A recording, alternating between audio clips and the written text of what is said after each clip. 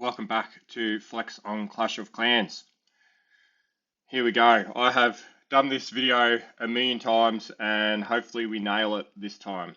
I'm going to have a look at our war log. While I'm talking, I'm giving myself about 3 to 4 attacks, so it's going to be about a 10-minute video. And we are going over war weight, what it is, and how we can affect the matchups by what we upgrade in our bases. So we'll start at town. So each time we upgrade a town hall, we have certain things that we need to upgrade that will help us make sure we get better matchups for our mirrors, because basically your defenses and the offensive and the defensive buildings and troops, they determine how strong your base is. But it also affects who you're matched up with in war. So if you're strong defensively, but your troops aren't upgraded, you're going to get matched up with a strong defensive mirror. But your troops aren't ready to take on that heavily weighted base. So you're not going to triple. You're not going to get high percentage 2 stars, which is what we need. So how do we manipulate it so that when you get your matchup, you've got a weaker base compared to your ability of attacking? This is what I'm going to go into. So when you first go to a new town hall, your focus must be the clan castle, the army camps, spells, storage, your storages, barracks, the lab. The lab and then the lab and then the clan castle are the first 2 things you need to upgrade at the very start. After that, then you work in, and while you're doing this, you work in your walls and your traps. It's super important that you work your traps first. They have the lowest war weight, but they have a big effect, especially on ground attacks, and they hold up electro dragons if you've upgraded the skeleton traps and stuff like that. So it's really important that you work traps next. After you've done the traps, you work and you start working into your defensive structures. Your point defenses are the next highest or lowest war weight. So your point defenses are your cannons and your archer towers. So upgrade them next. You could also continue upgrading those things, and after your point defenses, it's your splash damage, which is your cannon, mortars and your wizard towers. So this is how you start getting into. So by the time you upgrade all your archer towers, all your wizard towers, and maybe you start focusing on the Teslas and the air defense, once you start upgrading those things, your lab should be done with a troop combination. So it's important when you upgrade a town hall that you sort of know what your main troop combination is. You don't want to be jumping from hybrid to dragons to Lalo and like doing one of each, and then all of a sudden you're trying to do all these different combos. Pick one and upgrade that to max.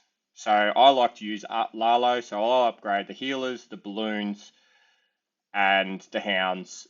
Then I'll upgrade the archers and barbarians, because they are the same level spawned when you use the Iron Fist and the Royal Cloak for the Queen.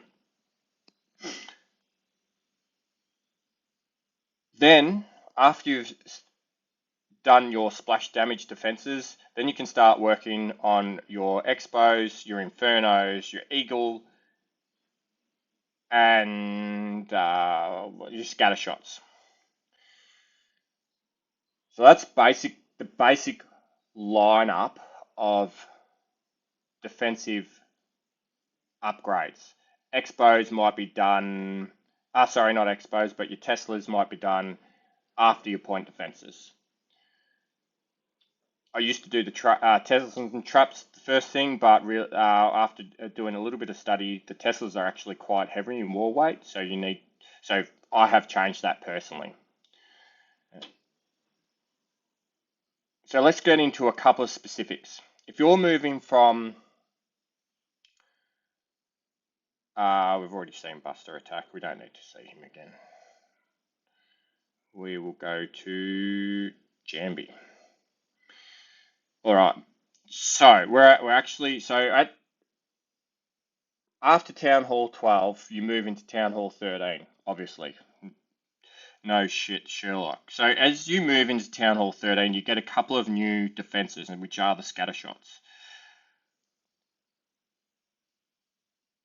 At DownUnder Elite, because you've learnt how to manipulate war weight, and you understand that you need to build a troop combination first, you also get Royal Champion.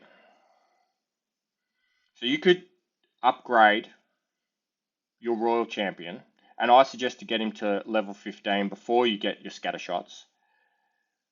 Upgrade your Royal Champion. You could still war, because you're pretty much a Town Hall 12, a max Town Hall 12, and there's no other defenses that will throw you up. So what ends up happening, you start to become better at your attacks, at your strategy, with a weaker base. And then that builds confidence. Now, I suggested to do this with Leo, and he smashes every base now. It doesn't matter. Like he's gotten that confidence and the ability to know how to attack at Town Hall 13, just second nature. And and it's the same with Buster. I asked him to stop upgrading about a month ago, and he has, and he's 3-starring. Same with James. Once you get the message, it really starts making a difference, because what you end up doing is you upgrade your troops, you become more confident, and then you start getting the 3-star, you start looking at what actually works. So as you move into Town Hall, as you move past Town Hall 13, and you upgrade everything, and you get your scatter shots after you upgrade your Royal Champion. Then we move into Town Hall 14. And this is where I just wanted to touch on a few things specifically, because we do have a lot of people moving from 12 to 13 and 13 to 14. I'm not so sure about 15, but I think you get the gist of upgrading the heavier weighted defenses last. So for my upgrade, you can see I'm doing point defenses, I'm doing a bit of splash damage with the bomb towers and the wizard towers and the mortars. I did upgrade the scatter shots. I wanted to test something out with Buster. And you have noticed that Buster is actually ahead of me on the war lineup. Now he upgraded his Town Hall after me, but he jumped above me nearly straight away. And it's because scatter shots, Eagle, and Expos, you think are the strongest. They're not necessarily, like, there's more. A couple of archer towers and a cannon is stronger than an Expo. So for me personally, I like upgrading those point defenses first. They're lighter in war weight, which means you will have easier opponents. Now, The thing that baffled me was when we go to Matt's base, and so you can see Buster has all those heavier weighted defenses. Eagle, the Scatter, and the Expos, they're all upgraded. But on Matt's base, there's still Town Hall 13 level. So what the fuck has happened? I was completely, it completely threw me. So obviously the scatter shots are upgraded, but the only thing that's different is he's upgraded the builder hut. It's the only thing that's different. So that tells me that those builder huts have so much war weight. It affects like so much that I could even upgrade a few of my defenses and still not be ahead of Matt. I could maybe upgrade my Inferno Towers or Expos. So I hope that gives you an understanding of what we expect. I hope it gives you an understanding of how upgrading those heavier defenses will throw you up the war lineup and make it harder for you on your matchups. If you can't, if you are higher, and like I said earlier, if you are higher up and you can't attack your mirror at least, it really puts a lot of pressure on everybody else on the lineup. Hypothetically, at the moment, Harsh is in our war lineup and potentially he's probably a little bit too high to what he can take on, so he gets different matchups. So that's basically the gist of what we do, how war weights and the matchups work.